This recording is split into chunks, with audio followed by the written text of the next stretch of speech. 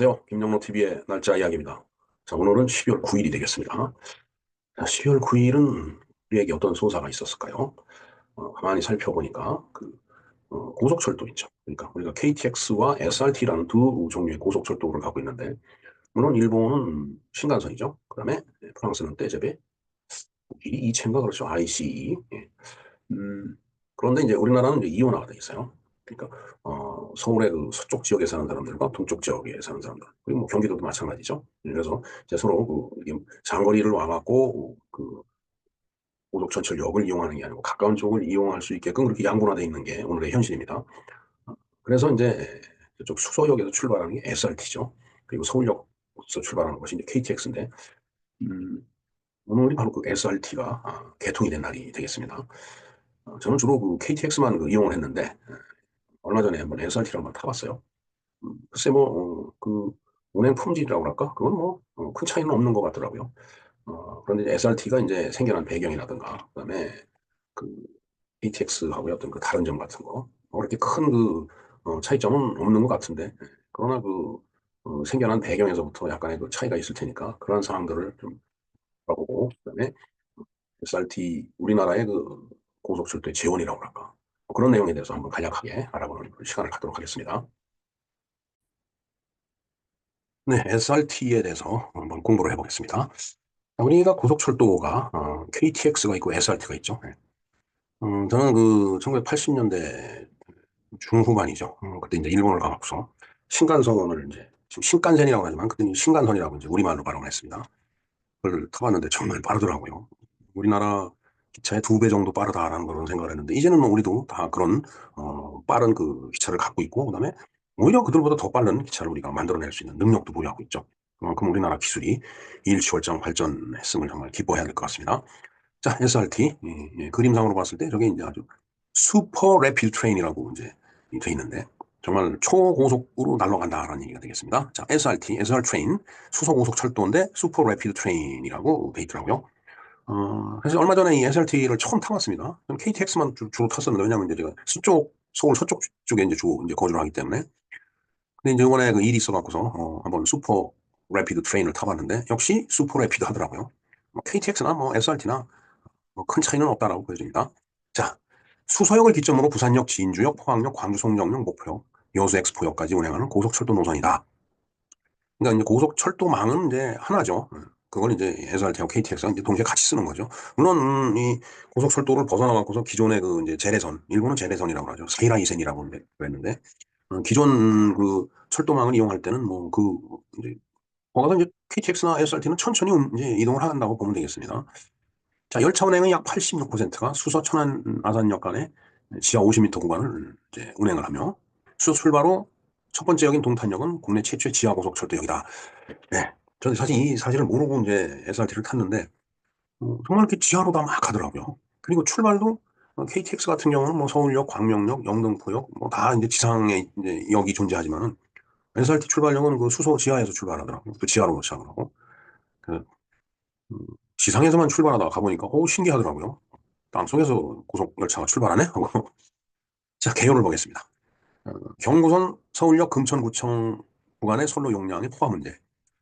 이 사실은 엄청 포화 상태죠, 사실은. 왜냐면, 금천구청역이라는 게 이제 결국은, 어, 인천 쪽, 인천 가는 거, 그 다음에 수원 가는 거. 인천 가는 거는 이제 그 이전에 구로에서 이제 갈리겠지만은, 어, 그 다음에 뭐, 이제 전철 노선들 있고, 그 다음에 고속철 있고, 일반 철도 있고, 그러니까 뭐, 포화가 될 수뿐이 없어요. 그러니까 그 일부분을 이제 떼갖고, 서쪽 쪽에다가 이제 서울 동남권, 서초, 강남, 송파, 강동, 그리고 이제 저쪽 남양주라든가, 이런 쪽에 이제 거주하는 분들이 이용할 수 있게끔 그렇게 이제 하는 거예요. 사실 저쪽 남양주 쪽에서 하는 분들이 KTX를 타러 서울역까지 오는 건 사실 쉽지가 않죠. 음. 수서역에 이제 SRT가 있으니까 주로 이제 그쪽을 이용할 거라고 보여집니다. 왜냐하면 제가 서쪽 지역에 살면서 계속 KTX만 이용하고 이번에 뭔 일이 있어갖고 SRT를 처음 이용했듯이 다들 뭐 자기 거주하는 지역 근처에 있는 고속철도역을 이제 이용하지 않겠어요? 네. 자, 이 SRT는 2016년 12월 9일에 개통을 했습니다. 바로 오늘입니다. 운행 시간은 부산역과 목표까지 약 2시간 정도 소요가 된다. 옛날에 뭐 부산 가려면 한 4시간 잡았었죠. 근데 그 반으로 단축된 거예요. 정말 그 차를 운전하고 가더라도 이게 추풍령 넘어서 김천 여기까지는 뭐 금방 가는 것 같은데, 그다음부터 부산까지는 왜 이렇게 길이 머는가 몰라요. 고속도로 자체도 또 이렇게 그 울산 쪽으로 이렇게 경주 쪽으로 이렇게 돌아갔기 때문에 이제 더 그런 느낌이 이제 있었을 뿐인데, 지금은 이제 그 관통하는 그 고속도로 다 연결돼 있죠. 정말 우리나라 도로망 잘 돼 있어요. 참 이런 나라를 잘 지켜야 되지 않겠어요, 진짜? 자, 이 노선의 운영을 위해 평택 지제역, 천안 아산역 사이에 수서 평택 고속선, 경부 고속선의 연결선이 이제 설치가 돼 있다. 음, 뭐 저게 지도상에서 어떻게 그 연결돼 있는지 지금 상상이 안 가지만 어찌됐든 이렇게 연결이 돼야지 운행이 가능할 테니까요. 그다음 일반 철도 구간 호속 경부선 대전 조차장. 대전 조차장이랑 이성의 그 신탄진 쪽입니다. 옛날에 그 신탄진 쪽에 이제 거래업체가 있어서 가서 보면 거기 대전 그 커다란 그 이제 그 조차장이 있어요. 그야말로. 그래서 뭐 엄청 기차가 많이 들락날락하고 거기 서 있고 그러는 걸 봤는데, 그다음에 이제 밀양에서 지천, 경전선 낙동강에서 진주, 동해선 모량에서 포항, 그다음 미전선 및 전라선 전 구간, 호남선 광주 송정 이남 구간 등에서 볼 수 있다. 뭐 지금 저희들이 그 이제 그 학교 다니면서 배운 그이 철도 노선, 뭐 경부선, 호남선, 뭐 사실 우리는 이런 것뿐인지 머릿속에 없는데 이 지선이라든가 이런 게 엄청 많이 이제 건설이 돼 있더라고. 그래서 옛날에는 뭐 경부선 하면 서울, 부산, 호남선 하면은 뭐 대전, 목포 이렇게 이제 출발역과 종착역을 막 외우고 그것도 시험에 나오고 그랬는데 요새는 아마 그런 건 안 할 거라고 보여집니다. 뭐 워낙 많으니까. 자, SRT가 짧은 기간이지만 역사를 보겠습니다. 히스토리죠. 자, 2016년, 저 오답니다. 2106년이 아니고 2016년입니다. 2106년에는 우리 모두 없을 것 같은데. 2016년 11월 1일부터 12월 8일까지 전 구간을 시위 운전을 했고, 2016년 12월 9일 정식으로 영업을 개시를 했습니다. 2023년 7월 10일 날 경전선, 동해선, 전라선 시운전을 했고요. 그다음에 2023년 9월 1일 날 경전선, 동해선, 전라선 운행으로 이제 확대를 했다라고 되어 있습니다. 이제 점점 운행 영역이 넓어지는 거죠. 자, 차량을 한번 볼까요? 자, 이 열차는 KTX 산천, 저게 12만 호대. 이게 뭔가 이 전동차의 어떤 이제 어떤 구분을 하는 이 번호인가 봐요. 이때라는 게 12만이 13만이라는 게 밑에도 있잖아요. 그러니까 뭐 저는 전문적인 용어의 내용은 모르지만 어찌됐든 이제 뭔가 그 뼈대가 다르다라는 그렇게 이제 좀 이해가 됩니다. 전동차 22편성과 그다음에 KTX 산천 13만 호대 전동차 10편성으로 운영이 되고 있다. 두 가지로 운영이 되고 있는 것 같습니다. 네. 자, 우리나라에서 이제 기관차가 앞에서 끌고 뒤에 이제 뭐 객차든 뭐 이 화물차든 싣고 이제 갈 때 이제 우리가 건널목에서 기다리잖아요. 근데 사실 우리는 잠깐이면 지나가죠. 미국 시카고에서 한번 그 지나가는 기차를 만났는데 너무 길어갖고 하여튼 한참 기다렸던 기억이 있습니다. 택시를 타고 가는데 운전기사가 이걸 못 건너갔다고 막 그냥 짜증을 막 내더라고요. 왜 그러냐 그러니까 너무 길다 이거예요 기차가. 근데 뭐 그렇게 길게 그 연결해 갖고 다니는 차는 이게 여객 운송용이 아니죠. 예, 그럼 뭐 화물 운송용이라고 보면 되겠습니다. 자, 당초 12만 호대 전동차는 코레일 KTX 운행이 2016년 말 SR로 이관되기 전까지 운행했던 열차이며 13만 호대 전동차는 바로 SRT에서 운행을 시작을 했다. 그러니까 12만 호대는 KTX에서 쓰던 거고 거기서 그다음에 13만 호대는 SRT가 운행이 되면서 이제 그때 적용한 그런 뭐 모델이라고 할까 뼈대라고 할까 그렇게 얘기를 할 수 있겠습니다. 자, 지형을 볼까요? 1435mm 표준 궤도죠. 광계입니다. 광계. 협궤가 아니고 우리나라에 이제 협궤는 없죠. 지하철에는 협계가 좀 있을 수는 있을 것 같습니다. 지금 뭐 GTX라든가 뭐 이런 것들. 경전철이죠. 근데 옛날에는 일반 철도에서도 협계가 있었습니다. 수인선이죠. 인천서부터 수원 거쳐가고 여주까지 가는, 에, 직접 저는 보지는 못했습니다. 제가 군 생활할 때 그 철로가 놓여있던 뚝방, 근데 그건 본 기억이 있는데, 그리고 이제, 그 교량으로 쓰던 그 교각 같은 거, 그런 거는 좀 본 것 같은데, 뭐 지금은 다 철거가 됐겠죠. 자, 교류 2만 5천 볼트입니다. 2만 5천 볼트면은 정말 이렇게 손을 댔다가는 큰일 나죠. 그러니까 고압 조심을 해야 됩니다. 자, 영업 최고 속도는 300km per hour. 설계 최고 속도는 330km per hour네요. 시속 330km까지 낼 수 있다라는 얘기입니다. 그리고 특실과 일반신으로 이제 일반실 구분이 이제 돼 있죠. 자, 이 SRT 개통할 때 말이 많이 있었어요. 이제 노조 문제였던 걸로 좀 기억이 됩니다. 왜 분리를 하느냐 하나로 뭉쳐. 그게 아마 그 노조 쪽에서 그렇게 주장을 했었던 걸로 좀 기억이 됩니다. 어, 이제 합쳐놓으면 노조가 이제 굉장히 커지죠. 아마 그런 것 때문에 그러지 않았을까.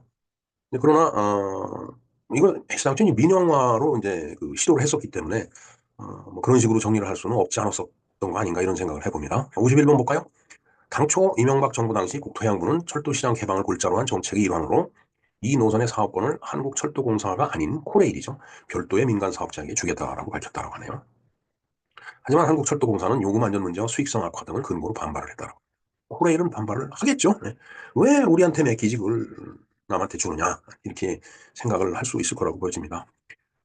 제 기억에 박근혜 정부 때 이게 개통이 된 걸로 저는 기억이 됩니다. 박근혜 정부 당시 국토교통부는 정책을 수정하여 한국철도공사가 아닌 제2공사의 사업권을 줄 것이라고 밝혔다.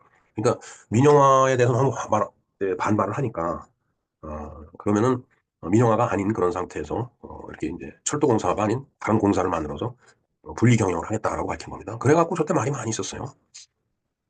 글쎄요, 제 기억에 박근혜 대통령에 대한 탄핵을 막 얘기할 때, 이상하게 이 서울역을 갔더니 영무원들이 탄핵, 뭐 이런 피켓을 들고 나와서 시위를 하더라고요. 그래서, 아니, 저 사람들이 왜 그러나 그랬는데, 아마 이제 이런 게 그 밑바탕에 깔려 있었던 것 같습니다. 그때 당시에.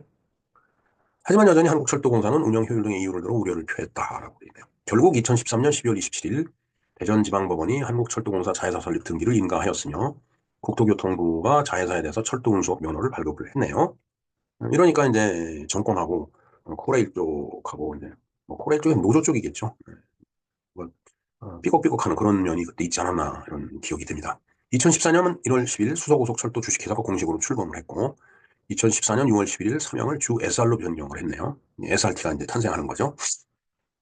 근데 이제 주주가 보면은 여전히 코레일이 41%를 갖고 있고 사학연금공단이 31.5%를 갖고 있네요. 저는 이 자료를 수집을 하면서 보면서 사학연금이 그렇게 많은 투자를 했나? 조금 의아스러운 생각을 했는데 뭐 그거야 뭐 공단 운영하는 사람들이 판단이겠죠. 그다음에 IBK 기업은행이 15%, 그다음에 KDB 산업은행이 12.5%. 그러니까 이게 어떻게 보면 공적 자금이죠. 예, 뭐 개인 돈이 아니잖아요. 기업은행, 산업은행, 철도공사, 공단, 연공공단 다 공적인 자금입니다. 임직원 또는 한국철도공사 출신이 많아 공기업하고 유사한 형태가 되었다. 뭐 공기업이죠, 뭐. 뭐 민영화는 아닌 건 분명하잖아요. 왜 앞에서 그렇게 얘기를 했잖아요. 제2공사의 철도공사가 아닌 제2공사의 사건을 줄 거라고 밝혀 그렇게 진행이 된 거니까. 자, 그다음에 이제 개통이 조금 연기된 사실이 있네요. GTX 중간역 신설 과정에서 결정이 미뤄져 2015년 12월에 개통이 지연이 됐고, 그다음에 2016년 8월에 개통하려고 하였으나 용인 부근에서 발생한 집안 균열로 인해 개통이 또 연기가 됐다.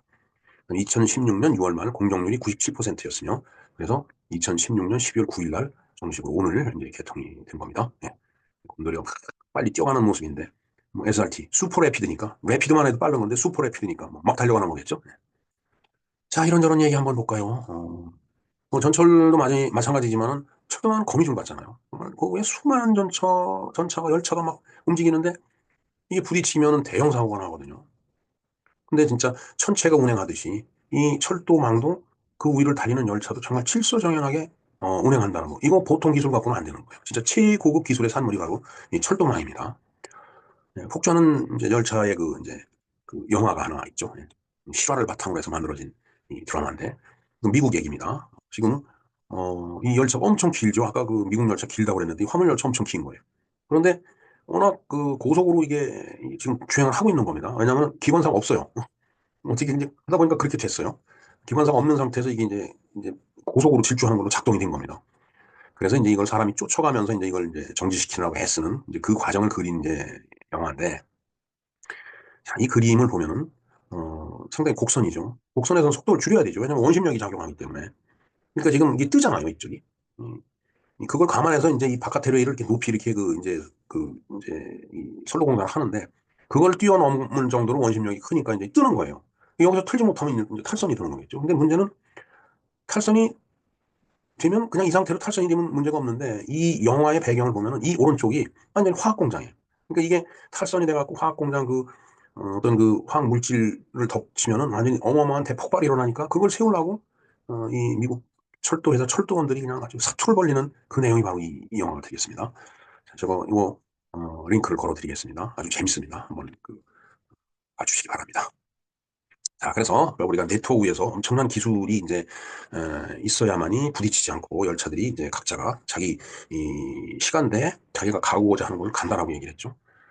자, 그게 바로 이제 CTC입니다. CTC는 Centralized Traffic Control을 줄임말이에요. 약자예요. 열차 집중 제어죠. 여기 보면 GSTRI in 1980 이렇게 돼 있는데 제가 1980년대에 이제 GSTRI 어, 골드스타 텔레커뮤니케이션 리서치 앤 인스티튜트예요. 그러니까 어, 그 금성통신이라는 그 지금의 LG죠. 그 회사의 연구소였습니다. 제가 이제 저 군에서 제대를 하고 저기 취업을 했는데, 그때 저는 이제 전자교환기 쪽에서 일을 하고 하다가 이제 의료기 개발로 넘어갔지만은, 어, 그 한 부서가 바로 저 CTC 저 작업을 했어요. 열차 집중지역. 저는 그때 CTC 그랬어요. CTC가 뭐야? 그랬는데 그때 이제 Centralized Traffic Control이라는 말은 이제 듣긴 들었죠. 아니 뭐 열차가 가면 됐지 뭐 연구할 게 뭐가 있나 그랬는데 지금 생각을 해보니까 이게 어마어마한 기술이다라는 생각이 듭니다. 정말. 사이클리스 튜링 컵이라고 영국에서는 그렇게 또 얘기를 한다고 하네요. CTC입니다. 자, SRT와 KTX 차이가 또 있죠. 얼마 전에 SRT를 처음 타봤는데, 일단은 운행 주체가 달라요. 주 SR하고 코레일이죠. 개통 시기도, 12년 뒤에 SRT가 개통이 됐습니다. 그리고 운행 노선은 뭐 경부 호남선 위주, 이제 다양하죠. SRT는 경부 호남선 위주지만, 코레일은 다양하다라는 얘기죠. 그 다음에 이제 출발역이 SRT는 수서역이고, 코레일은 서울역서 출발하는 거, 행신역서도 출발을 하는 것 같더라고요. 그러니까 거기서도 사람이 타고 나오던데, 용산서도 출발하고, 그 다음에 영등포, 광명역 쓰고, 그렇죠. 예. 바람이 타는 건 그런지 몰라도 이제 정식 출발역은 서울과 용산이라고 보면 되겠습니다. 그다음에 이제 운임이 SRT가 10% 좀 저렴하다고 하네요. 그다음에 속도는 수서 평택 구간이 좀 SRT가 빠르다라고 하네요. 그리고 300km/h로 이제 동일하고요. 그다음에 차량 크기는 KTX가 조금 더 길고 좌석수도 좀 많다라고 합니다. 예매는 이제 각자의 그 운영하는 앱에서 아니면 뭐 직접 저기로 나가면 되죠. 아마 키오스크 같이 이렇게 그 선택하는 기계가 있더라고요. 근데 저희들은 참 이런 거에 이제 서툴러 갖고 가지고 저런 걸 이제 자기 사업으로 하는 사람들 아니면 정말 좀 편리하라고 만든 세상이 더 불편한 그런 지금 상황이 돼가고 있습니다. 얼마 전에 제가 이제 진주에 형님이 계셔갖고 진주 가다가 옛날에는 제가 핸드폰으로 모바일 티켓을 받으면 그걸 갖고 그냥 탔거든요. 제 기억에 분명히 그렇습니다. 아니면 제가 착각을 한 건지 모르겠는데 이제 지난 여름에 이제 진주를 가는 서울역에서 탔는데 한참 타고 내려가는데 문자가 들어오더라고요. 코레일에서 저기 그 좌석이 취소가 됐다고 그래서 아니, 이게 뭔가 하고 있다 보니까 영무원이 오더라고요. 그런데 여객 차장. 예쁜 그 이제 영무원이 와갖고서 뭐 일어나는 거. 그래서 아니, 나도 이상한 문자를 받았는데 이게 어떻게 되는 거냐니까 이게 서울역에서 탈 때 티켓 발급을 했어야 된다고 그러더라고요. 제가 뭔 착각을 했는지. 그래서 이제 중간에 이제 일어나고 거긴 다른 사람이 아니고 저는 자, 그럼 어떡하냐? 그 여객 영무원한테 물어봤죠. 제가 여기서 뛰어내리면 되겠느냐?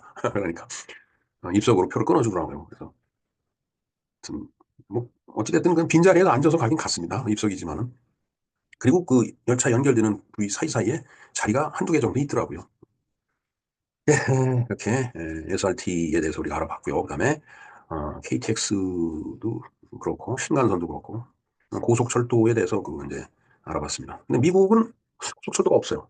항공기가 워낙 항공산업이 발달했기 때문에 암트랙을 타고서 이제 짧은 구간은 좀 다녀봤는데 글쎄요, 유튜브에 보면은, 암트랙을 타고, 뭐, 시카고에서 LA까지 막 가는 그런 그 내용이 있던데, 참, 그런 거 한번 해보고 싶다라는 생각을 합니다, 사실은. 글쎄, 기회가 있을는지 모르겠습니다. 네, 이상 김영란 TV에서 알아본 고속철도, 특히 SRT에 관한 이야기였습니다. 감사합니다.